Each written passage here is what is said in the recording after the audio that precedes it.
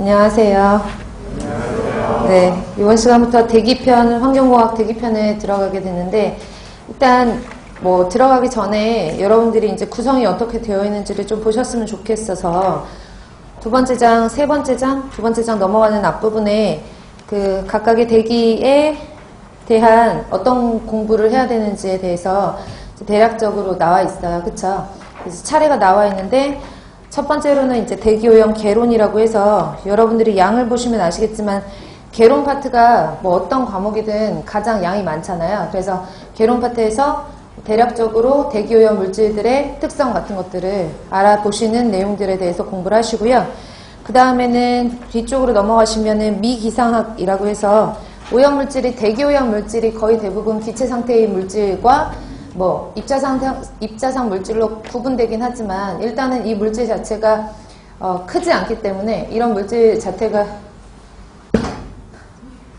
첫 시간에 보시는 분들은 깜짝 놀라시겠는데, 어찌됐든 그 오염 물질의 이동이나 확산에 의해서 어떻게 확산이 되는지에 대해서 이제 배울 거예요. 그래서 이 부분에서 여러분들이 뭐 많이 대기 공부를 하셨던 분들은 기온 역전이라든지 이런 부분에 대해서 공부를 하시는 부분이 미기상학 부분이고, 그 다음에 세 번째로는 연소공학 부분이거든요. 뭐 각종 속스라든지 녹스라든지 이런 것들이 연소 반응에 의해서 생성됨으로써 그런 물질들이 대기오염을 유발하고, 그 대기오염을 유발하는 물질들에 의해 우리가 이제 그런 것들을 처리하는 방지 기술에 대해서 배우는 거니까 연소공학에 대해서 공부를 하시는데 뭐 많이 어렵지는 않지만 계산 문제가 조금 나올 수가 있어요. 그래서 올해 나왔던 시험 문제 같은 경우에도 등가비, 연소공학에서 등가비 계산하는 문제라든지 이런 계산 문제가 연소공학 파트에서 나오고요.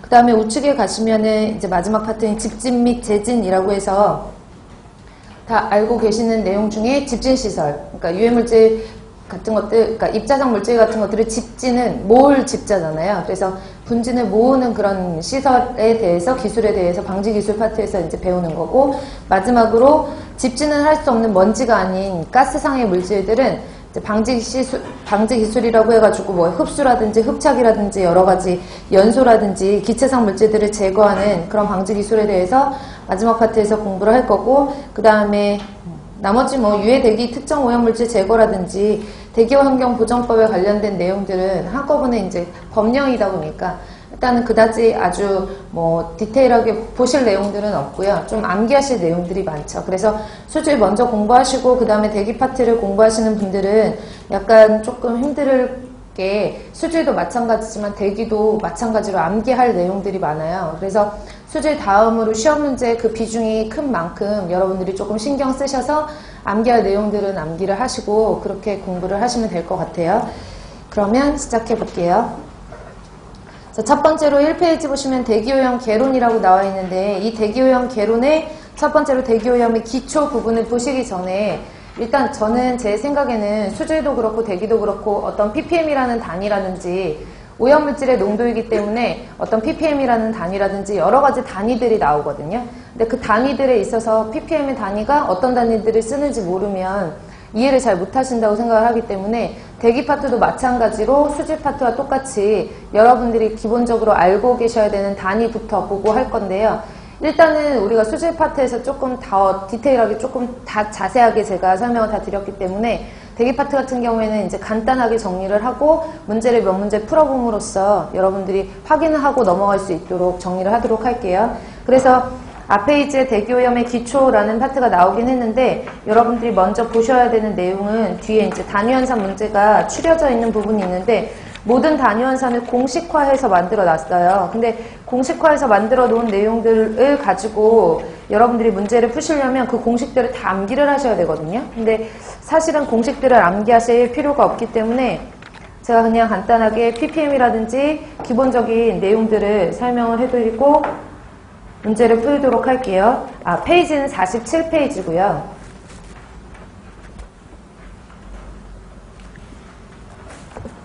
그래서 47페이지를 보시면 하단에 대기오염의 기초라고 해서 대기오염 물질의 단위환산이라고 나와 있는데 중요 표시해 놓으시고, 일단 수질오염 물질의 단위환산 문제보다는 대기오염 물질의 단위환산 문제는 부급 시험 문제 자주 출제가 되는 부분이에요. 그래서 뭐 미리그램 퍼 미터의 상승을 미리그램 퍼 미터의 상승을 ppm으로 고치시오. 아니면 ppm을 미리그램 퍼 미터의 상승으로 고치시오. 이런 식으로 문제가 계산 문제가 많이 출제가 되기 때문에 여러분들이 그 부분에 대해서는 알고 계셔야 되는 거를 미리 말씀을 드리고, 그 다음에 이 계산 문제를 푸시기 전에 여러분들이 기본적으로 알고 계셔야 되는 내용들이 있어요. 그래서 앞에서 다 정리를 한 내용이지만 그냥 간단하게 한번 쑥 훑고 지나갈게요. 예를 들어서 어떤 물질의 분자량을 구할 수가 있잖아요. 그쵸? 그래서 분자량이라고 하면 SO2 이산화황이라든지 아니면 NO 일산화질소라든지 NO2 이산화질소라든지, 그러니까 수질에서 사용되는 뭐 HCl이나 NaOH 이런 물질들과는 약간 다르죠. 기체상의 물질이기 때문에 SO2라든지 NO라든지 NO2라든지 뭐 일산화탄소 CO, 이산화탄소 CO2 이런 물질들의 이제 분자량을 구해보면 원자와 원자로 구성되어 있기 때문에 얘네들의 화합물을 분자량이라고 하고, 원자량의 합을 따라서 분자량을 계산하면 황이 32에 16자리가 2개니까 64 이런 식으로 분자량을 계산을 할 수가 있어요. 나머지는 쉽게 질소는 14고 산소는 16이기 때문에 30, 그 다음에 질소 14에 32, 16자리가 2개니까 그쵸? 그래서 46, 뭐 일산화탄소, 탄소가 12, 산소가 16, 그래서 28, 이산화탄소는 탄소가 12, 16자리가 2개, 그래서 32를 더하시면 44. 이런 식으로 분자량을 간단하게 계산하실 수 있는 건 누구나 하실 수 있잖아요. 그리고 우리가 이제 보통 1몰이라고 하는 것은, 화학적으로 1몰이라고 하는 것은 6.023 곱하기 뭐 10의 23승계의 입자를 의미한다 이렇게 보는 거지만, 우리가 이제 화학적으로 말고 이론적으로 계산을 할 때에는 1몰에 해당하는 양은 분자량이라고 보시면 돼요. 근데 지금 분자량을 보시면 얘는 어떤 상대적인 질량이기 때문에 일단은 여기 분자량 옆에는 원자량의 비례를 해서, 원자량이라는 것도 상대적인 값이잖아요. 그러니까 예를 들어서 수소를, 일단 수소 원자량을 잰다라고 하더라도 1이 아니거든요. 1.008이 아니에요. 근데 수소가 1이라고 가정을 했을 때 탄소는 그거에 비해서 몇 배 무겁냐? 12배 무겁다. 질소는 14배 무겁다라는 상대적인 값이기 때문에 분자량이라는 것, 원자량도 단위가 없고 원자량의 합으로 계산한 분자량도 단위가 없어요. 근데 단위를 우리가 사용하기 쉽고 단위를 조금 더 적용하기 쉽게 하려면 분자량에다 단위를 붙여서 보통 쓰거든요. 그래서 분자량에다가 예를 들어서 g을 붙였다라고 하면 그램 분자량이라고 얘기를 하는 거고, 미리그램을 붙였다 그러면 미리그램 분자량, 이런 식으로 표현을 하죠. 참고적으로 분자량에다가 g을 붙이면 그램 분자량, 분자량에다가 g을 붙인 값 이라고 보면 되고, 그래서 예를 들어서 왼쪽에 이산화황의 그램 분자량은 64g이 되는 거고, 일산화질소는 30g이 되는 거고, 이산화질소는 46g이 되는 거고, 이런 식으로 분자량에 g을 붙여서 사용을 할 수도 있고, 아니면 분자량에다가 미리그램을 붙여서 사용을 할 수도 있어요. 그러면 얘는 미리그램 분자량이 되겠고, 분자량에다가 킬로그램을 붙여서 사용을 할 수도 있는데 얘는 그러면 킬로그램 분자량이 되는 거예요. 이해 가시죠? 그래서 우리가 어떤 화학적으로 1몰에 해당하는 양은 6.023 곱하기 10의 23개 입자를 의미하는 것이 아니라, 앞으로는 여러분들이 기본적인 단위 환산을 하실 때 1몰은 그램 분자량이다 이렇게 알고 계시면 조금 편하실 수 있어요. 1몰은 그램 분자량이다. 그러니까 예를 들어서 SO2라는 이산화황이 여기에 1몰이 있대요. 그럼 얼마 있다라는 거냐면 64g 있다라는 거거든요. 근데 사실은 SO2라는 이산화황 같은 경우에는 기체상의 물질로 g이라는 질량으로 표현하기보다는 얼마만큼의 공간을 차지하고 있느냐, 그러니까 그 공간은 부피라고 얘기를 하기 때문에 얼마만큼의 부피를 차지하고 있느냐라는 식으로 많이 표현을 하거든요. 그러니까 도대체 이산화황이 얼마만큼의 부피, 몇 리터를 차지하고 있느냐, 아니면 몇 미터의 상승을 차지하고 있느냐, 이런 식으로 표현을 하는데, 보통 기체상의 물질 같은 경우에는 온도와 압력에 따라서 그 부피가 변하잖아요. 그쵸? 따라서 그 온도와 압력이 일정한 상태를 기준으로 잡아놔야 되거든요. 그 상태를 표준 상태라고 얘기를 하고, 표준 상태는 몇 도씨 몇 기압을 말해요? 0도씨 1기압일 때를 우리가 표준 상태, STP 상태라고 얘기를 하는데, 그 STP 상태라고 가정을 했을 때 1몰에 상응하는 기체의 부피는 그 기체의 종류에 상관없이 22.4L예요. 그쵸? 그래서 예를 들어서 SO2가 여기 1몰이 있더라 라고 하면 1몰에 상응하는 64g이 있다 라고 표현을 할 수도 있고, 그걸 부피 상태로 나타내면 0도씨 1기압 상태 하에서는 22.4L가 있더라, 이런 식으로 표현을 하는 거죠. 그쵸? 그래서 대기 환산 인자에서는 이 두 가지의 그 분자량에 상응하는 값을 정확하게 잘 인지를 해놓고 계셔야지 단위환산에 헷갈리지 않으시거든요. 그래서 이걸 잘 알아두시고, 따라서 1몰에 상응하는 양은 그람 분자량이고 그 값은 22.4L다. 몇 도씨 몇 기압? 0도씨 1기압에서 이거를 우리가 표준 상태라고 하고, 표준 상태를 STP 상태, 스탠다드 템퍼러처 프레셔, 그래서 온도와 압력이 표준인 상태를 STP 상태라고 표현을 하니까 참고하시고요. 그람에다가 분자량에다가 그람을 붙인 값보다 10의 3승을 작으면 밀리그람이라는 밀리라는 접두어를 붙이거든요. 그래서 그람보다 10의 3승 작으면 밀리라는 접두어를 붙여서 밀리그람 분자량이라고 얘기를 하는 거고, 똑같이 몰이라는 단위 앞에 1mm라는 접두어를 붙이면 1mm몰에 해당하는 값이 되고, 1mm몰은 밀리그람 분자량이고, 마찬가지로 STP 상태에서는 22.4L 앞에 뭐 붙이면 돼요? 밀리라는 접두어를 붙여서, 예를 들어 SO2 1mm몰에 해당하는 밀리그람 분자량은 얼마예요? 64mg이 되는 거고, 64mg이 여기 안에 있다, 1mm몰이 있다라는 것은 22.4ml의 부피를 차지하고 있다라는 걸 의미를 하는 거예요. 마지막으로 킬로몰.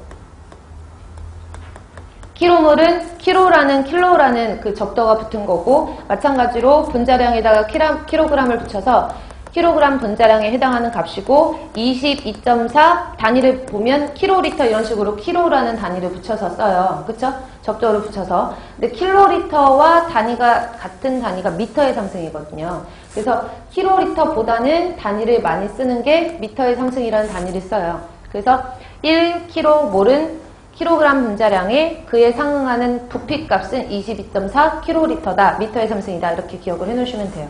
그래서 모든 단위 환산의 인자에서는 이 내용들을 잘 알아두셔야지만 여러분들이 푸실 수가 있으시니까, 집에서 이제 복습을 하실 때에는 SO2가 64g이면 그거에 대한 부피는 22.4L. NO가 일산화질소가 30mg이면 그에 상응하는 부피는 30ml. 이런 식으로 부피와 질량을 조금 분할을 해서 여러분들이 기억을 해놓으시면 되고요. 이 부피와 질량을 가지고 구할 수 있는 게 밀도라는 개념이죠. 그쵸? 알고 계시겠지만 밀도라는 개념은 rho라고 쓰고, 밀도는 단위 최적당 질량이라고 해서 부피분의 질량으로 표시를 해요. 그래서 만약에 뭐 NO다 라고 하면 일산화질소의 밀도를 계산하여라 라고 하면 대략적으로 일산화질소의 밀도는 30g이 되잖아요. 그쵸? 그람 분자량으로 바꾸면. 맞나요? 질량을 분자량으로 했을 때. 그리고 거기에 상응하는 부피값은 얼마예요? 0도씨 1기압이라고 했을 때 22.4L. 이런 식으로 이 물질의 밀도를 계산을 할 수가 있거든요. 이해 가시죠? 그래서 공기 밀도 같은 경우에도 공기의 질량과 공기의 부피를 여기에다가 대입을 해주는 건데, 공기의 부피는 0도씨 1기압. 공기라는 얘기는 한 가지만 있는 게 아니에요. 그쵸? 여러분들이 숨쉬고 있는 이 공기에는 부피 비율로 기준으로 했을 때 질소가 약 78%, 그러니까 지금까지는 질소 79%, 산소 21%예요. 이렇게 알고 계셨지만 실질적으로는 공기를 구성하고 있는 기체 성분이 산소와 질소로만 구성되어 있는 게 아니거든요. 그래서 질소가 한 78% 정도를 구성하고 있고, 그 다음에 산소, 그 다음에 아르곤, 그 다음에 이산화탄소, 그 다음에 네온, 이런 헬륨, 이런 식으로 순서가 어느 정도의 공기를 조성하고 있는 여러 가지 그 종류가 있어요. 그러니까 이런 것들의 대략적으로 분자량을 계산을 했을 때 공기의 조성 자체가 정확하게 이제 딱 몇 프로 딱 정해져 있는 게 아니라 약간 변동이 있으니까 그 공기의 분자량을 대략적으로 계산하면 약 28.84g 정도가 나오거든요. 그러면 공기의 분자량 한 대략적으로 28.84, 한 29 정도 봐요. 그러면 29g이라고 공기의 질량을 했을 때 이 공기가 0도씨 1기압인 표준 상태에서는 22.4L니까 이걸 갖고 대략적으로 공기의 밀도를 계산을 하는 거죠. 그래서 공기의 밀도를 계산하면 약 1.3, 정확하게 보면은 한 제일 많이 쓰는 게 1.293 kg/m의 3승. 여기 g하고 리터로 했는데 얘를 킬로그램과 미터의 3승으로 하셔도 단위환산은 동일하니까 1.293kg/m의 3승, 공기의 밀도는 약 1.3kg/m의 3승 이런 식으로 공기의 밀도를 표현을 하는 거죠. 정리되셨죠? 또 참고적으로 하나만 더 하면 우리가 이제 백분율, ppm 이런 것들 다 수질 파트에서 했었잖아요. 그쵸? 그러니까 분율이라는 게 있는데 분율이라고 하는 것은 일명 비율, 그래서 ratio라고 얘기를 하고 이 비율에는 질량비도 있고 부피비도 있고 몰비도 있고 중량비도 있고 여러 가지가 있다라고 했어요. 근데 지금 대기상의 물질들은 지금 대기를 오염시키고 있는 대기오염 물질들이 공기 중에 있는 거고 그 오염된 공기를 부피로 표시를 하고 그 중에 오염을 시키는 물질, 오염 물질을 마찬가지로 부피로 표현을 하잖아요. 예를 들어서 수질 파트 같은 경우에는 물이 오염되면 그 오염된 물을 질량으로 보통 표시를 하고 그 다음에 그 물에 들어가 있는 오염 물질을 질량으로 표시를 하기 때문에 질량 분율 아니면 weight per weight percent 이런 것들을 많이 쓰고 사실은 이제 weight per weight percent로 다 들어보셨겠지만 weight per weight percent로 쓰기에는 물이라는 것은 지금 물이 여기 100g 있어요. 콜라 100g 사와라, 콜라 500g 사와라 이렇게 얘기하지 않잖아요. 콜라 1.5L 사와라 아니면 사이다 500ml짜리 하나만 사와 이렇게 얘기하는 것처럼 이 오염된 물을 나타낼 때에는 부피 단위로 나타나기 때문에 수질에서는 오염된 물질은 질량, 도대체 그 물을 오염시킨 물질이 몇 그램 정도가 들어가 있냐 질량으로 표시를 하고 밑에는 부피로 표시를 하는 weight per volume percent를 많이 쓰는 거예요. 근데 대기 파트에서는 오염되어 있는 공기도 부피 단위로 표시를 하고 그 오염되어 있는 공기 안에 들어가 있는 기체상의 물질도 부피 단위로 표시를 하니까 퍼센트로 쓰더라도 무슨 퍼센트를 제일 많이 쓰냐면 볼륨 퍼 볼륨 퍼센트를 많이 쓰거든요. 그쵸? 그러니까 위에도 부피, 아래에도 부피 같은 볼륨 퍼 볼륨 퍼센트를 많이 쓰기 때문에 그 볼륨 퍼 볼륨 퍼센트가 만들어지는 비율은 부피 B에다가 곱하기 100으로 계산을 해요. 부피 B 곱하기 100으로 계산을 하면 얘가 부피 퍼센트라고 해서 볼륨 퍼 볼륨 퍼센트라고 보는 거예요.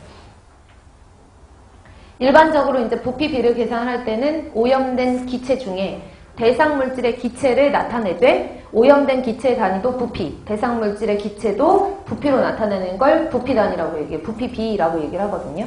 그러니까 오염된 공기라고 하면 오염된 전체 공기를 부피 단위 뭐 리터라고 했다. 이 리터 안에 오염된 대상 물질의 기체 물질, 대상 물질의 대상 기체라고 할게요.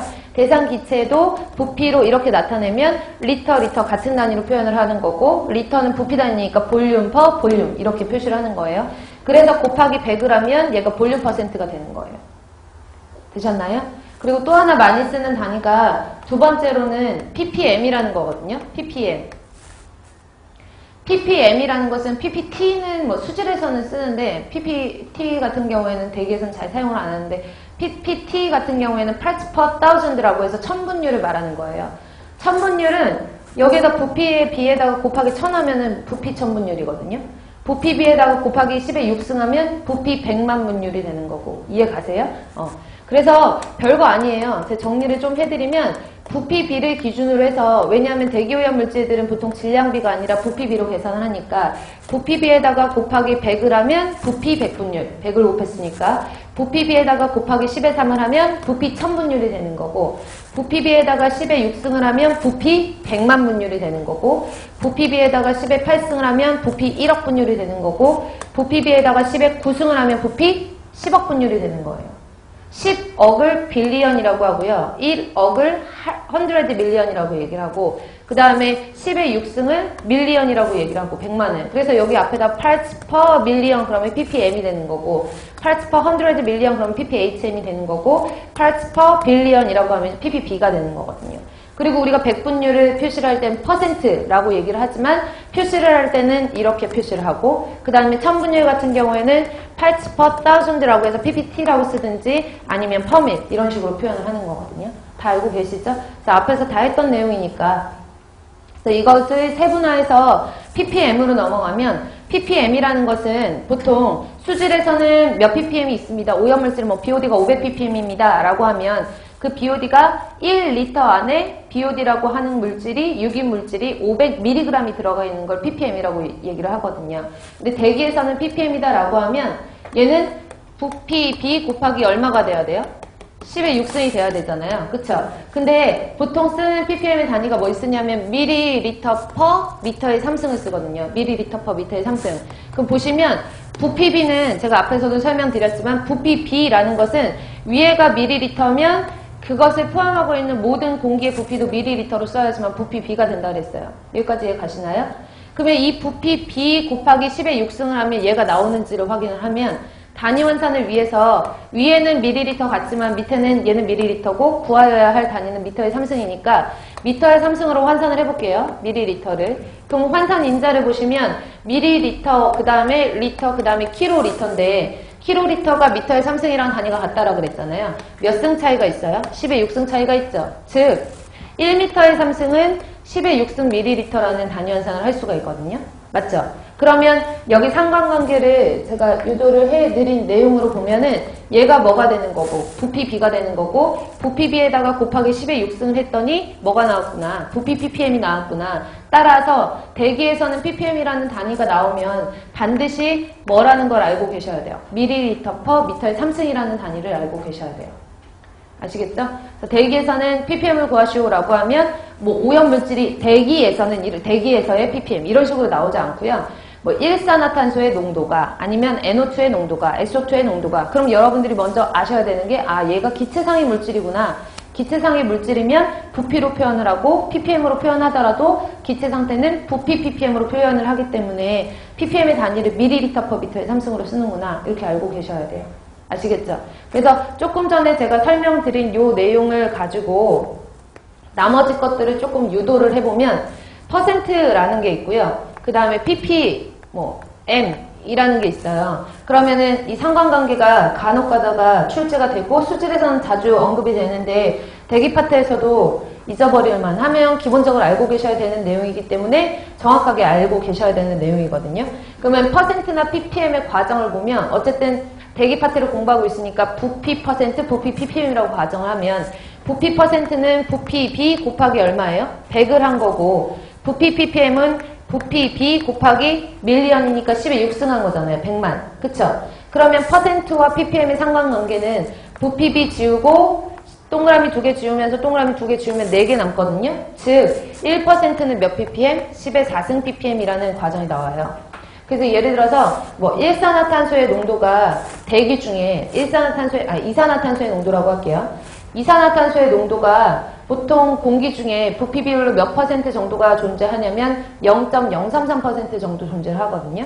그러면 이산화탄소의 농도가 0.033%가 있다. 이 얘기는 얘를 ppm으로 고치면 1%는 몇 ppm이니까 10의 4승 ppm이니까 여기다 만을 곱하셔야 되는 거예요. 그쵸? 그러면 하나, 둘, 셋, 넷. 그래서 330 ppm이 존재한다는 얘기거든요. 즉 330 ppm이 존재한다는 얘기는 이 ppm을 부피 단위로 이산화탄소 자체가 기체 물질이니까 그 기체 물질을 단위를 바꿔서 쓰면 330ml per 미터의 3승이라는 얘기예요. 가로 1m, 세로 1m, 높이 1m만한 공간 안에 들어가 있는 공기 중에 몇 ml를 차지하고 있다? 330ml를 차지하고 있다라는 게 보통 대기 중에 존재하는 이산화탄소의 부피 퍼센트라고 보시면 돼요. 부피 퍼센트는 0.033%, 부피 ppm은 약 330 ppm 정도. 이해 가시죠? 근데 이제 여기서 추가적으로 여러분들이 알고 계셔야 되는 내용이 뭐냐 하면 이렇게 1m의 상승당 330ml의 이산화탄소가 들어가 있다라고 하는데 얘는 다 몇 도씨 몇 기압을 기준으로 한 거예요? 0도씨 1기압을 기준으로 한 거예요. 그래서 0도씨가 아니고 1기압이 아니다라고 하면 이 부피의 비율은 바뀔 수가 있는 거예요. 그쵸? 그러니까 온도가 증가하면 기체는 어때요? 팽창하잖아요. 그래서 기체의 부피는 증가를 하고 온도가 떨어지면 부피는 수축하기 때문에 부피의 양이 줄어든단 말이에요. 그쵸? 그래서 온도에 따라서 압력에 따라서 그 부피가 변하는 것에 대한 값을 나타낼 때에는 두 가지로 표현을 하는데 보통 우리가 조금 전에 설명드렸다시피 그래서 기체라는 물질은 온도에 따라서 압력에 따라서 달라져요. 그래서 표준 상태와 우리가 표준 상태가 아닌 상태를 실측 상태라고 하거든요. 실제로 지금 여기 안에 있는 공기의 그 비율을 봤을 때 질소가 79%, 78% 정도를 차지한다라고 했을 때 그 78%는 0도씨 1기압 상태에서의 그 농도 비율을 말하는 게 아니잖아요. 그러니까 실제로는 지금 여기 온도가 20도씨 정도가 된다라고 하면 20도씨와 기압은 보통 1기압에서 벗어나진 않겠지만 어찌됐든 간에 그런 기압과 온도의 변화가 있을 때, 즉 표준 상태가 아닐 때를 실측 상태라고 얘기를 하는 거예요. 그래서 기체라는 것은 표준 상태와 실측 상태가 다른데 표준 상태라고 하는 것은 0도씨 1기압에서의 기체 부피를 말하는 거고 이때 기체 부피를 표현할 때는 뭐 예를 들어서 기체 부피를 표현하는 단위가 가장 많이 쓰이는 단위가 밀리리터다 아니면은 리터다 아니면 킬로리터 대신에 미터의 3승이다 라고 하면 얘가 표준 상태에서의 기체 부피다 라고 해서 앞에다가 이런 식으로 S를 많이 써줘요. 그래서 앞에다가 이런 식으로 근데 리터를 많이 안 쓰니까 대개에서는 이제 밀리리터랑 미터의 3승을 제일 많이 쓰거든요. 많이 보셨는지는 모르겠어요. 그래서 스탠다드를 앞에다 표시를 해주거나 아니면 표준 상태 앞에다가 라지 n을 붙여가지고 n 밀리리터, 뭐 n 리터 아니면 n 미터의 3승 이런 식으로 표현을 하기도 해요. 이렇게 어떤 단위를 보았을 때 앞에다 s나 n이 들어가 있으면 이건 무슨 상태를 의미한다? 표준 상태를 의미한다 라고 보시면 되고요. 실측 상태는 보통 그냥 0도씨 1기압이 아닌 상태를 말하는 거잖아요. 그쵸? 0도씨가 아니고 1기압이 아니고 그러니까 스탠다드 상태가 아닌 상태를 우리가 실측 상태라고 얘기를 하고 따라서 이때 부피들은 다 달라요. 그래서 보통은 안 쓰는 게 일반적이에요. 아무것도 안 써져 있으면은, 그러니까 아무것도 안 써져 있는 경우에 무조건 실측이다 라고 하기에는 조금 그래요. 문제 상태마다 좀 다르니까. 그래서 실측 상태를 표현할 때는 앞에다가 actual, 실제로 뭐 이런 뜻을 담고 있는 actual을 붙여서 A 이런 식으로 표현을 하면 아 얘가 실측 상태에서의 기체 부피구나 이렇게 알아두시면 돼요. 그래서 여러분들이 많이 헷갈려 하시는 게 문제를 단위 환산을 하다 보면 간단하게 계산할 수 있는 문제인데도 불구하고 표준 상태로 환산하시오, 실측 상태로 환산하시오 이런 문제가 나오면 이거 온도를 바꿔줘야 되는데 압력을 바꿔줘야 되는데 라는 거에서 헷갈려 하시거든요. 일단은 여러분들이 만약에 표준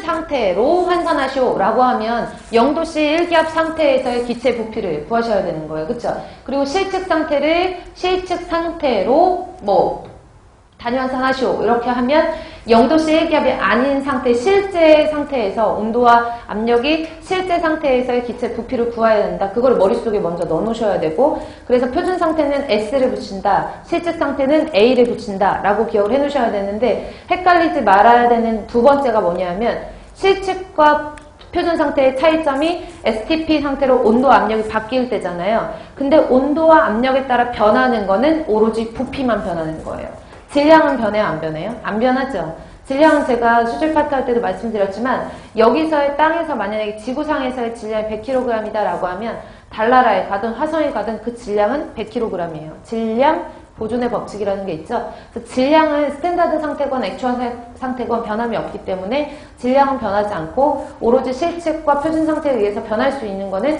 부피만 변한다 라고 기억을 해놓으시면 돼요.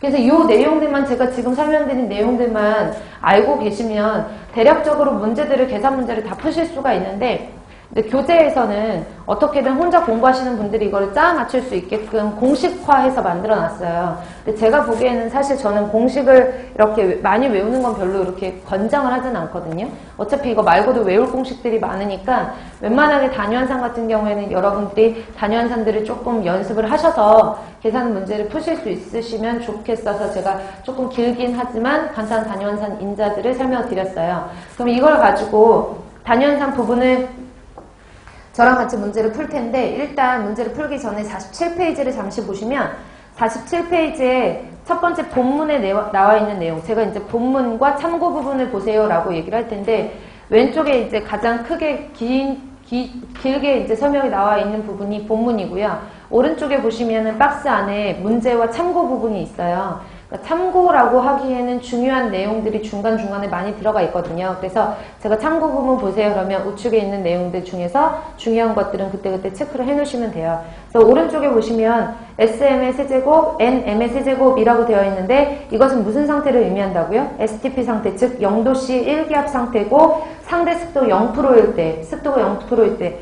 근데 이게 이제 예전에 공장시험 기준에서 뭐 대기 기사라든지 산업기사라든지 대기환경 기사, 산업기사 문제에서 무슨 습도, 절대 습도다 이렇게 해서 바꿔서 나온 적은 있는데 일단은 상대 습도 0%일 때의 기체 부피를 말하는 거예요. 그래서 표준 상태를 말할 때는 SM의 세제곱, N의 세제곱 이렇게 써져 있으면 표준 상태를 의미한다라고 보시면 되고 보통 미터의 세제곱 나와 있으면 표준 상태 기체 용적을 뜻한다라고 했는데 이렇게 딱 정형화돼서 암기하시지 마세요. 정형화돼서 암기하시지 마시고 문제마다 틀려질 수 있거든요. 어떤 경우에는 표준 상태를 의미하는 경우도 있고 어떤 상태에는 아무것도 안 써져 있어도 실측 상태를 의미하는 경우도 있기 때문에 정형화해서 외우지 않으셔도 상관없을 것 같고요. 그 다음에 하단에 보시면 실제 상태의 용적이라고 해서 용적이라는 얘기는 부피를 말하는 거잖아요. 부피, 최적, 용적 같은 용어인데 액추얼이 붙어 있으면 얘는 0도씨 1기압이 아닐 때 실측 상태일 때의 부피를 말하는구나 이렇게 표시를 해놓으시면 돼요.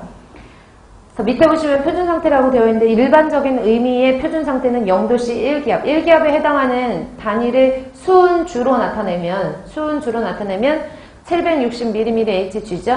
이거 압력에 대해서 조금 이따가 제가 압력 보정을 압력을 나타내는 단위가 ATM뿐만 아니라 미리미리-HG, 미리미리-아쿠아, 미리미리-H2O 아니면 헥토파스칼, 파스칼 이런 여러 가지 압력 단위가 있기 때문에 그건 조금 이따가 제가 정리를 해드리도록 할게요. 그러니까 여기서는 0도씨 1기압만 알아두시면 돼요. 그래서 0도씨 1기압이 일반적인 의미에서의 표준 상태라는 거 참고하시고요. 그 다음에 밑으로 내려가시면은 ppm이라고 되어 있는데 굵은 글씨로 기체의 경우라고 되어 있죠. 그래서 수질에서 사용하는 물의 액체의 경우에는 보통 미리그램 퍼 리터라는 단위를 ppm의 단위로 통용돼서 쓰고 있고요. 기체의 경우에는 볼륨 퍼 볼륨 기준, 볼륨 퍼 볼륨이 이제 뭔지 아시죠? 그 오염되어 있는 공기도 부피로 표시를 하고 그 다음에 그 오염된 공기를 오염시킨 대상 물질도 부피로 표시를 하기 때문에 위에도 부피, 밑에도 분모도 부피, 그래서 볼륨 퍼 볼륨을 기준으로 했을 때 볼륨 퍼 볼륨 기준으로 했을 때 분모는 아무 조건이 없을 때 공기를 뜻하나 그 속에 굴뚝에서 나오는 기체의 경우라고 하면 그 굴뚝 전체 기체량이 될 수도 있다. 그래서 판서 잠깐 내용을 보시면 제가 아까 설명드렸지만 보통 볼륨 퍼 볼륨 퍼센트라는 것은 오염된 공기 안에 그 오염을 시킨 대상 물질의 기체를 의미를 하는 거잖아요. 만약에 우리가 보통 이산화탄소가 0.033%다 이렇게 나오면은 그 0.033%는 그냥 대기 중에 있는 공기 안에 이산화탄소가 얼만큼 들어있는지를 퍼센트로 나타낸 건데 특정한 경우에는 굴뚝에서 연소 과정을 통해서 굴뚝에서 나오는 오염 물질 기체 중에 오염된 기체 중에 대상 물질의 기체를 나타낼 때에는 그 분모가 공기가 아닐 수도 있다라는 얘기예요. 그래서 한번 읽어보시고 넘어가시면 될 부분이고 지금부터는 저랑 같이 117번부터 121번까지 문제를 풀어보실 텐데요. 일단 단위화산의 가장 기초는 뭐냐면 여러분들이 구하셔야 되는 내용이 뭔지를 먼저 찾아보셔야 되고요. 두 번째는 뭐냐면 단위를 반드시 기재를 하셔야 돼요. 그래야지 헷갈리지가 않고 세 번째로 대기에서만 특히나 얘가 실측 상태인지 표준 상태인지를 구분을 잘 하셔야 돼요. 그래서 대기에서 ppm 환산하는 문제가 수질에서 ppm 환산하는 문제보다 더 잘 나오는 이유가 실측 상태와 표준 상태 때문에 그 기체 부피가 달라지는 것을 알아보기 위해서 문제가 자주 출제가 되는 거거든요. 그래서 주의하셔야 될 점은 첫 번째, 여러분들이 구하셔야 되는 게 뭔지 확인하시고 두 번째, 구하셔야 되는 단위가 뭔지 확인하시고 세 번째로 실측 상태를 구하라는 건지 표준 상태를 구하라는 건지 확인을 하신 다음에 문제를 푸셔야지 실수를 하지 않으세요. 그래서 첫 번째로 문제 나와 있는 걸 저랑 같이 풀어보면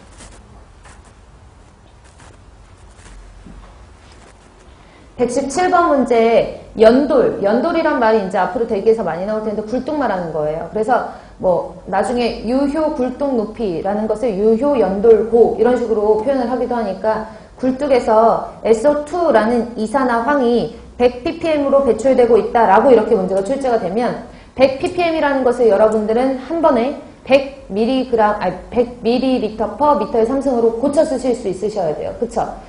굴뚝에서 SO2가 기체상의 물질이 100ppm으로 배출되고 있다라고 하면 이는 표준 상태에서 몇 mg per 미터의 상승으로 배출되고 있는 것인가 라고 했거든요. 맞나요? 그래서 구하려는 것이 뭐냐면 몇 mg per 미터의 상승으로 배출되고 있는 것인가 라고 문제상에서 나왔어요. 그쵸? 그래서 굴뚝에서 나오는 SO2의 ppm 자체가 100ppm이라고 나왔으니까 100ml per 미터의 상승이거든요. 이해 가시나요?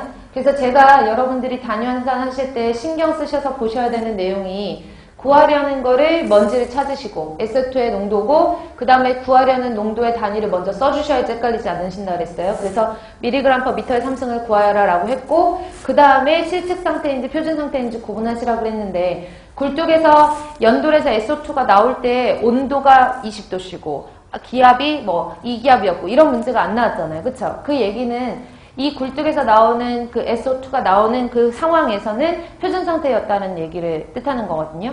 즉, 굴뚝에서 100ppm이 나왔을 때 밀리리터도 표준 상태인 S 상태고 그 다음에 미터의 상승도 S 상태예요.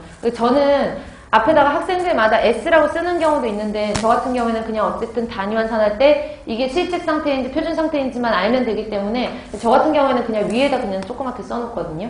그러니까 여러분들 편하신 대로 쓰시면 되고요. 그리고 구하려는 것도 지금 표준 상태를 물어봤어요? 실측 상태를 물어봤어요? 표준 상태를 물어봤으니까 원래는 위에도 S, 밑에도 S를 써주셔야 돼요. 근데 하지만 위에 있는 거 봤더니 위에 있는 게 뭐예요? 질량이잖아요. 질량은 언제나 불변이기 때문에 여기다 스탠다드 상태건 실측이건 표시할 필요가 없거든요. 그러니까 분모에만 S라는 식으로 단위 환산을 해주시면 돼요. 정리되시나요? 그리고 봤을 때 그 다 표준 상태니까 굳이 얘는 액추얼 상태가 없으니까 환산해 줄 게 없잖아요. 스탠다드와 액추얼 상태로 환산해 줄 게 없죠. 그럼 그냥 단위 환산만 해주시면 돼요. 생각을 해보시면 미터의 상승과 미터의 상승은 분모에서 단위가 같으니까 고쳐줄 필요가 없거든요. 위에 있는 걸 부피 단위를 질량으로 고칠 때 제가 수질 파트에서 상당히 중요하게 설명드렸던 내용인데 부피 단위를 질량으로 고칠 때나 질량 단위를 부피로 고칠 때에는 그 물질에 반드시 밀도가 필요하다라고 했어요. 기억나시나요? 그럼 밀도라는 개념 자체가 부피분의 질량이기 때문에 그 부피분의 질량을 곱해주든지 밀도를 나눠주든지 어려우시면은 밀도를 한글로 부피분의 질량으로 쓰잖아요. 만약에 이 공식에서 난 질량을 구하고 싶어요. 그럼 질량을 구하고 싶으면 부피에다가 뭐 곱하면 돼요? 밀도를 곱하면 되거든요. 만약에 여기서 부피를 구하고 싶다라고 하면 질량을 밀도로 나눠주면 된단 말이에요. 그러니까 어떤 부피 단위와 질량 단위의 환산 인자에는 반드시 밀도라는 게 필요한데 문제 아무리 봐도 SO2의 밀도가 나왔어요? 안 나왔어요? 안 나왔잖아요. 그러면 그 밀도를 구할 수 있는 방법을 조금 전에 제가 판사해드린 것처럼 여기 나와 있는 것처럼 그 물질이 표준 상태일 때 기체 부피와 그 물질의 분자량으로 밀도를 구할 수 있잖아요. 이걸 이용하라는 얘기예요. 이해 가시나요? 그러면 제가 지금 첫 문제니까 설명을 조금 자세하게 했는데 간단히 여기다 대입을 해서 풀어보면 어쨌든간 내가 원하는 단위는 이 위에가 미리그램이 와야 되거든요. 그럼 미리그램이 와야 된다는 얘기는 밑에는 상응하는 값인 미리리터가 와야 된다는 얘기예요. 미리리터가 와야 되고 둘 다 미리가 붙어 있으니까 대충 환산하면 1mm몰에 상응하는 값을 써주면 돼요. 1mm몰. 이해 가세요? 1mm몰에 상응하는 값이 미리그램 분자량이고 그 물질이 STP 상태에서 기체 부피로 나타낼 때는 22.4ml다 라고 했으니까 그 물질의 22.4ml를 차지하고 있을 때 그 물질의 질량은 SO2니까 얼마예요? 64mg이죠. 그래서 64mg 부피분의 질량, 얘를 밀도, 그쵸? 그러면 지금 보시면은 부피를 질량을 구할 때에는 부피에다가 뭐를 곱해줘라? 밀도를 곱해줘라니까 지금 부피에다가 밀도를 곱해준 것밖에 없어요. 이해 가시죠? 근데 여기 있는 것도 스탠다드, 여기 있는 것도 스탠다드, 남아있는 것도 스탠다드, 질량은 상관없으니까 이렇게 하고 계산기 누르시면 돼요.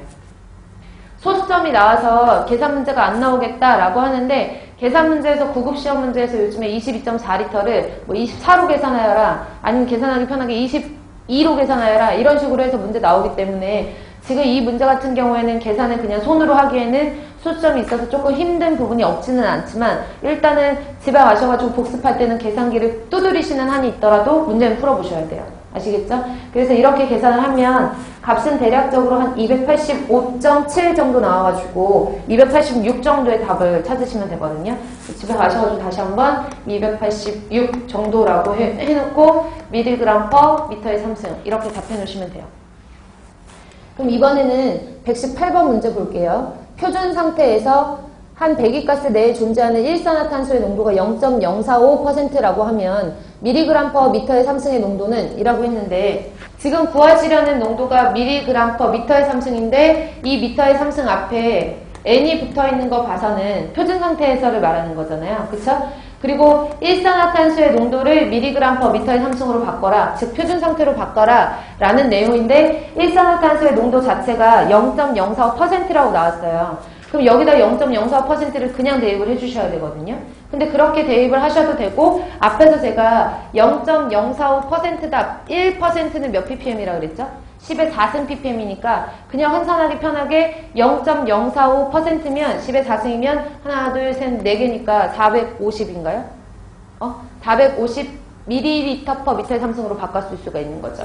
즉 450 ml per 미터의 3승과 같은 단위라는 걸 알 수 있는 거예요. 450 ml per 미터의 3승. 이해 가시나요? 정리되세요? 그러니까 0.045%를 여기다 직접 대입하셔도 상관은 없지만 이 퍼센트를 가지고 뭐 부피 단위로 환산을 하시고 부피비로 환산을 하시고 곱하기 100으로 환산하시는 것보다 1%는 10의 4승 ppm이라는 그 단위 환산 인자만 알고 계시면 쉽게 푸실 수 있는 문제니까 바로 대입하셔서 450 ml per 미터의 3승인데 문제를 보시면 아시겠지만 얘네가 다 표준 상태라고 제시가 되어 있거든요. 그래서 얘도 표준 상태고 얘도 표준 상태고 이 표준 상태를 표준 상태로 고치는 거니까 별반 그렇게 어려운 건 아니에요. 그래서 위에 봤더니 밀리리터, 밑에는 미터의 3승인데 밀리리터라는 부피 단위를 얘는 거꾸로 이번에는 뭘로 고쳐야 돼요? 질량으로 고치셔야 되거든요. 그러면 결론적으로 보면 질량을 구하려면 부피에다가 다시 밀도를 곱해줘야 된다라고 했잖아요. 그래서 이 밀리리터를 없애는 대신에 밀리리터에 상응하는 값이 밀리그램을 써야 돼요. 만약에 리터예요. 여기 밑에 분모가 리터다 그러면 위에는 뭐 써야 돼요? 그램 써야 되고요. 킬로리터 내지는 미터의 3승이에요. 그럼 위에는 뭘 써야 돼요? 킬로그램을 써야 되거든요. 그 단위들은 적재적소에다가 단위 환산 하실 수 있게 쉽게 하실 수 있게끔 써주시면 돼요. 그러면 일산화탄소였죠. 일산화탄소의 기체 부피가 표준 상태에서 22.4ml였을 때 일산화탄소의 그 밀리그램 분자량은 몇 g이에요? 26mg이니까 밀리리터 표준 상태 지워주시고 그리고 계산하시면 돼요. 되셨죠? 그래서 이 문제 같은 경우에는 계산을 하시면 대략적으로 한 562.5 정도 나오니까 집에 가셔가지고 마찬가지로 풀어보시면 될 것 같아요. 그 다음에 119번을 보시기 전에 119번을 먼저 볼게요. 119번에 중요 표시 하셔야 되는 부분이 뭐냐면 첫 번째 줄에 나와 있는 200도씨예요. 그쵸? 200도씨라고 나와 있는 걸 딱 보니까 다른 데에는 거의 대부분 0도씨 일기압 내지는 표준 상태라고 제시가 되어 있었는데 여기는 200도씨라고 나와 있으니까 이산화황이라는 물질이 나올 때는 무슨 상태였구나? 실측 상태였구나.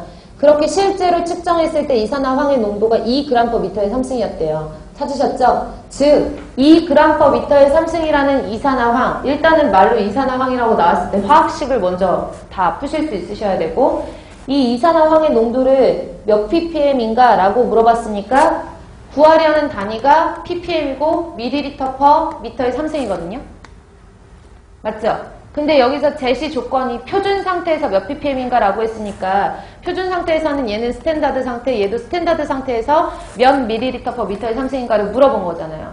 하지만 제시된 이산화황의 농도 같은 경우에는 200도씨에서 2g/m의 3승이라고 그랬으니까 2g/m의 3승이라고 제시가 됐어요. 근데 이산화황, 얘가 이산화황인데 이 이산화황을 측정할 때 그때 주변 온도가 200도씨였거든요. 즉 실측 상태라는 거고 기압은 안 변했으니까 실측 상태라는 거고 실측 상태건 표준 상태건 g이라는 질량 단위는 관여하지 않는다라고 했으니까 얘는 제외하고 밑에 있는 미터의 3승이 여기서는 실측 상태이기 때문에 S라고 써주면 안 되죠. A라고 써줘야 되는 거예요. 그쵸? 그러면 여기다가 A라고 이렇게 액추얼이라고 써놓고 얘는 어찌됐든 실측이건 표준 상태건 상관없으니까 그냥 똑같이 S라는 기호로 그냥 인식을 하고 계시면 되거든요. 표준 상태나 실측 상태는 똑같으니까 S라는 기호로 알고 계시면 볼게요. 어쨌든 여기 있는 g을 밀리리터로 고쳐주시고 밑에 있는 미터의 삼승은 미터의 삼승으로 고쳐주시는데 액추얼을 표준 상태로 환산을 하셔야 돼요. 일단은 여기 있는 g을 밀리리터로 환산을 해볼게요. 여기 있는 g을 스탠다드라고 생각을 하시라고 그랬어요. 질량은 표준 상태나 시측 상태나 변함이 없으니까. 그러면 이거를 g을 쓰는 대신에 밑에는 위에는 뭘 써야 돼요? 리터를 써야 되지 않겠어요? 맞죠? 근데 지금 위에서 나와야 되는 그 분자에서 나와야 되는 단위가 리터가 아니라 밀리리터잖아요. 그래서 얘를 밀리리터로 쓰고 얘를 밀리그램으로 쓸게요. 이렇게 써도 되죠. 그러면 밀리리터 밀리그램에 상응하는 값을 쓰면 뭐였죠? 물질이? 이산화황? 이산화황이니까 SO2죠. SO2. 그래서 이산화황에 해당하는 값을 써주면 22.4ml가 되는 거고 얘는 64mg이 되는 거예요. 맞죠? 그럼 여기 있는 질량과 여기 있는 질량은 지워주고 여기 있는 건 무슨 상태예요? 스탠다드 상태잖아요. 그러니까 어쨌든 요 그램도 원래는 질량은 상관하지 않는다 그랬는데 질량도 그냥 다 스탠다드 상태라고 쓰면 요 질량 지워주고 그램이랑 밀리그램이랑 먼저 환산 한번 해볼게요. 밀리그램을 지워주고 그램을 지워줘야 되니까 1g은 10의 3승 밀리그램이잖아요. 지우면서 환산하면 여기 있는 밀리그램, 여기 있는 밀리그램, 여기 있는 그램, 여기 있는 그램 해놓고 위에 있는 단위 보면 스탠다드 상태에서의 밀리리터가 남았어요. 밑에는 그러면은 봤더니 스탠다드 상태에서의 미터의 3승 남으면 되는데 얘는 미터의 3승은 남았으나 스탠다드 상태가 아니잖아요. 그쵸? 액추얼 실측 상태죠? 그러니까 이 액추얼 상태를 뭘로 고쳐줘야 되냐면 표준 상태로 고쳐주셔야 되는 거예요. 이제 여기서 헷갈리시는 거죠. 액추얼 상태를 표준 상태로 고쳐줘야 된다. 그러면 이 뒤에다가 한 줄만 더 쓰시면 나머지는 다 지워졌으니까 여기 있는 액추얼 상태를 표준 상태로 고쳐줘야 된다라고 생각을 하시는 거예요. 그래야지만 얘가 표준 상태에서의 미터의 3승이 되는 거니까 액추얼 지워지고 그러면 액추얼 상태의 실측 상태라는 것은 200도씨로 온도가 변한 것만 말하는 거잖아요. 온도 보정이 필요하다라는 얘기예요. 그러니까 온도 보정을 할 때에는 제가 섭씨 온도나 화씨 온도가 아닌 절대 온도라는 켈빈 온도로 환산해야 된다 그랬죠? 그러면 섭씨 온도를 절대 온도 켈빈 온도로 환산하는 방법이 273을 더해주라고 그랬어요. 섭씨에다가. 그러니까 표준 상태에서는 273 온도라고 하면 실측 상태에서의 273 플러스 200이잖아요. 그쵸? 그래서 273 플러스 200, 273분의 273 플러스 200 이렇게 환산을 해주시면 액추얼 상태를 표준 상태로 환산한 값으로 계산을 할 수가 있는 거예요. 그래서 119번 저렇게 푸시면 대략적으로 한 1213 정도 나오니까 이것도 마찬가지로 집에 가셔가지고 소수점이 있고 단위환산이 있기 때문에 조금 쉽게 손으로 수기로 계산을 하기에는 좀 계산하기가 오래 걸리니까요. 시간이 되시면 1213ml per 미터의 3승 정확하게 말하면 표준 상태에서의 미터의 3승 이런 식으로 계산을 해보시면 될 것 같아요. 그래서 119번 같이 풀었고 120번 보시면 120번도 비슷한 문제인데 실측 상태에서 얘도 표준 상태가 아니죠. 제시된 게 실측 상태인데 25도씨 1기압에서 400ppm이 있대요. 일산화탄소가. 근데 이걸 표준 상태로 몇 밀리그램 퍼 미터의 3승인가 라고 했거든요. 그러면 표준 상태로 몇 밀리그램 퍼 미터의 3승인가 라고 했으니까 구하려는 거를 x로 놓고 표준 상태에서 몇 밀리그램 퍼 미터의 3승인가 표준 상태로 구하라고 했으니까 얘가 S 상태에서 구하셔야 되는 거예요. 하지만 제시된 값 같은 경우에는 실측 상태에서 400ppm이라고 했으니까 실측 상태에서 400 ml per 미터의 3승이라는 값이 주어진 거잖아요. 그쵸? 그리고 표시를 해줄 때는 얘는 무슨 상태예요? 실측 상태니까 여기도 액추얼, 여기도 액추얼이에요. 여기까지 되셨나요? 그럼 일단 여러분들이 여기 있는 밀리리터를 밀리그램으로 고치시려면 조금 전에 쓴 것처럼 부피를 질량으로 고치려면 밀도가 필요하는구나. 근데 그 밀도를 우리가 환산을 할 때는 정말 얘가 실측 상태에서 차지하고 있는 부피를 모르기 때문에 표준 상태의 부피와 표준 상태 분자량을 가지고 계산을 했단 말이에요. 맞죠? 빠르나요? 앞에 나와 있는 거에 조금 더 응용이에요. 그래서 앞에 계산한 것처럼 얘가 밀리리터라는 부피 단위를 질량으로 고치려면 밑에가 22.4ml였을 때 뭐지 얘가? 일산화탄소 26mg?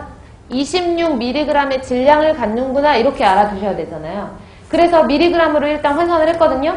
근데 우리가 쉽게 여기 있는 밀리리터와 여기 있는 밀리리터를 지울 수 없어요. 왜냐하면 22.4ml라는 것은 무슨 상태에서 부피니까? 표준 상태에서의 기체 부피니까. 그쵸? 그러니까 여기는 S를 이렇게 써줘야 된단 말이에요. 여기까지 되셨나요?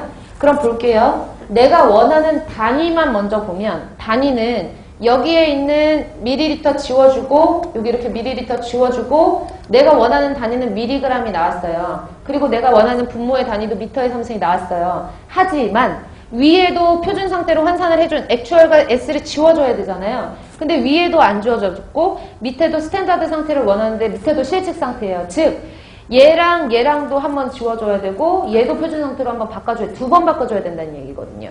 그러면 일단 여기 있는 액추얼과 표준 상태를 바꿔주기 위해서 온도 보정을 하려고 봤더니 기압 보정은 안 해도 되잖아요. 그러니까 온도 보정만 하려고 봤더니 온도가 25도씨래요. 그럼 볼게요.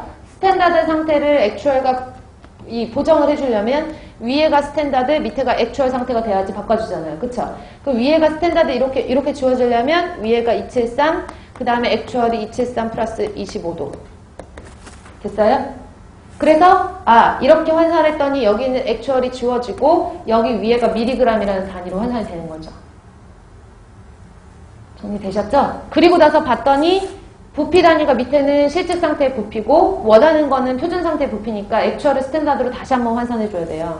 그래서 저 위에 있는 실측 상태의 액추얼을 스탠다드로 다시 한번 환산을 해주려고 봤더니 여기가 273, 위에는 273 플러스 25 이렇게 환산을 해서 액추얼 지워주고 표준 상태에서의 부피로 환산이 되는 거예요. 정리되시죠? 어쨌든 계산을 하면 여기 뒤에 있는 것들은 할 필요가 없는 거죠. 두 번 환산을 한 거니까. 그래서 간단하게 계산을 하실 수가 있는 문제가 이 문제예요. 그래서 이 문제 같은 경우에는 저런 식으로 환산을 하셔서 계산을 하시면 값이 500 정도가 나오거든요. 500. 그래서 500mg per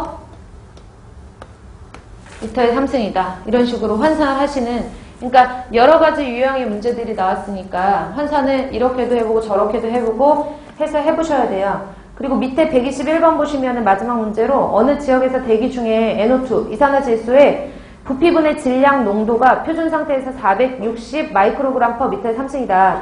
이 같은 조건에서 부피와 부피 농도로 환산하면 몇 ppm인가 라고 했거든요. 이게 뭐 우리가 쓰는 단위가 몇 ppm인가 그냥 물어본 것도 아니고 부피와 부피 비율로 이렇게 했으니까 볼륨/볼륨 ppm을 물어보는 거예요. 즉 부피비 곱하기 10에 육승한 건 몇 ppm인가 이걸 물어보는 거잖아요. 즉 여기서는 말은 되게 어렵게 나왔지만 부피 ppm을 물어보는 거니까 밀리리터 퍼 미터의 3승으로 환산을 하시면 돼요. 되셨나요? 부피비로 물어본 거니까.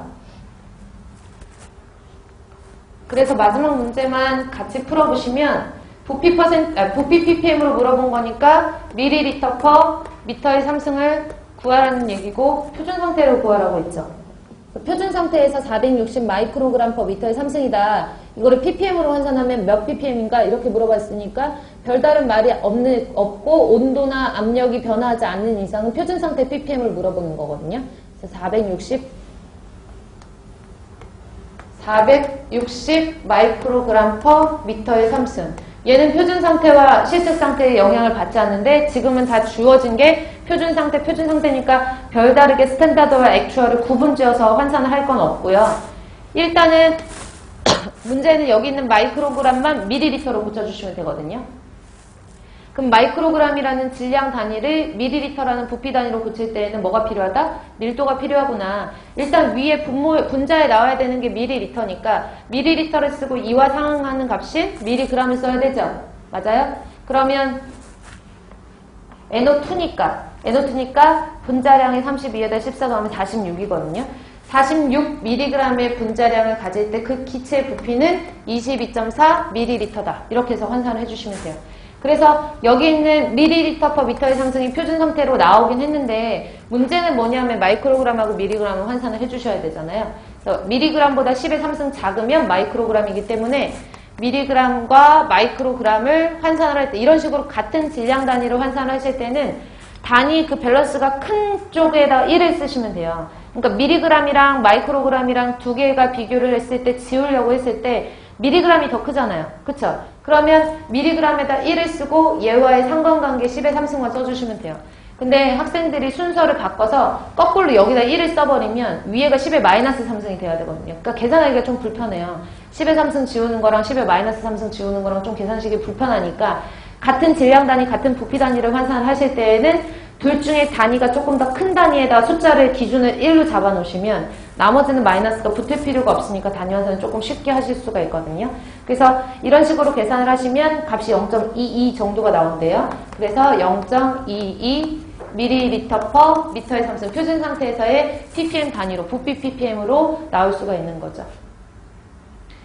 그래서 저기 지금까지 제가 지금 풀었던 문제가 지금 풀이를 제가 해드렸어요. 근데 사실 제가 이제 첫 시간부터 문제 풀이를 이렇게 단위환산 문제를 제가 다 풀어드리지는 않는데 다른 문제들은 다 풀어드릴 시간도 없고 다 풀어드리지 않는데 이 단위환산 문제들을 풀어드린 이유가 여러 가지 유형들이 섞여 있거든요. 스탠다드를 액추얼로 바꾸는 문제나 액추얼을 스탠다드로 바꾸는 문제나 스탠다드 액추얼이 동시에 다 두 번이나 이제 환산돼야 되는 경우가 여러 가지 문제들이 이제 혼합이 되어 있어서 제가 하나하나 다 풀어드렸거든요. 근데 실제로 제가 이제 판서를 해드리면서 풀어드릴 때에는 그냥 다 앉아서는 이해가 가는 것 같은 거예요. 아, 이렇게 해서 이렇게 환산하면 되는구나, 이거를 환산하면 되는구나 라고 하는데 실제 많은 학생들이 실제로 자기 스스로 풀어보려고 하면 어디서부터 손대야 될지가 좀 막막한 경우들이 많대요. 그러니까 제가 칠판에다 풀어드린 거는 제가 푼 거거든요. 그쵸? 제가 제 손으로 제가 푼 거니까 제일 중요해요. 제가 항상 이렇게 얘기를 해야지 학생들이 아, 내 손으로 풀어야 되겠구나 라는 생각을 하기 때문에 칠판에 계산 문제를 풀어드릴 때는 이건 제 손으로 제가 푼 거예요. 그쵸? 그래서 여러분들은 여러분들 손으로 직접 풀어보시고 풀이 과정을 보지 않고 풀어보셔야지 계산 문제가 나왔을 때 당황하지 않고 푸실 수가 있어요.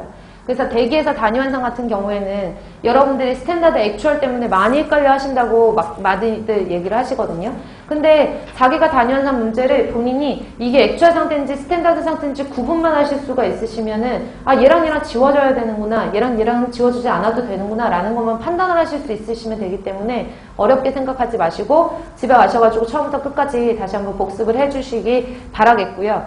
이렇게 이 문제들을 여러분들이 다른 설명 없이 처음부터 끝까지 다 푸실 수 있다라고 하면 좌측에 있는 여러 가지 단위 환산 공식들을 외우지 않으셔도 돼요. 저 같은 경우에는 만약에 공식을 외울래, 문제를 푸는 걸 이해를 할래 라고 하면 100% 이해한다라고 하겠어요. 이 공식을 보면 이 공식을 어떻게 외워요? 그쵸? 이 공식화 시킨 것 자체가 조금 말이 안 맞거든요. 혼자 공부하시는 분들은 뭐 강의를 듣지 않고 혼자 공부하시는 분들은 어쩔 수 없이 공식으로 이해를 하셔야 되기 때문에 공식으로 표현을 해놓은 거고요. 일단 제가 지금 풀어드린 요 내용, 그 다음에 앞에서 제가 앞서서 몰에 대한 개념이나 미리그램과 밀리리터의 상관관계, 그 다음에 뭐 그램과 리터와의 상관관계, 킬로그램과 미터의 3승의 상관관계만 정확하게 알아두시면 여기 뒤에 있는 내용은 모르셔도 되기 때문에 문제를 갖고 철저하게 복습을 하셔야 돼요. 아시겠죠? 단위환산 문제들은 그렇게 기억을 해놓으시면 될 것 같고요. 본문은 보지 않을게요. 공식 이거 외우세요, 외우세요, 외우세요 라고 하는 거는 의미가 없기 때문에 본문에 있는 내용은 보지 않고 문제들만 잘 중요 표시해 놓으시면 될 것 같아요.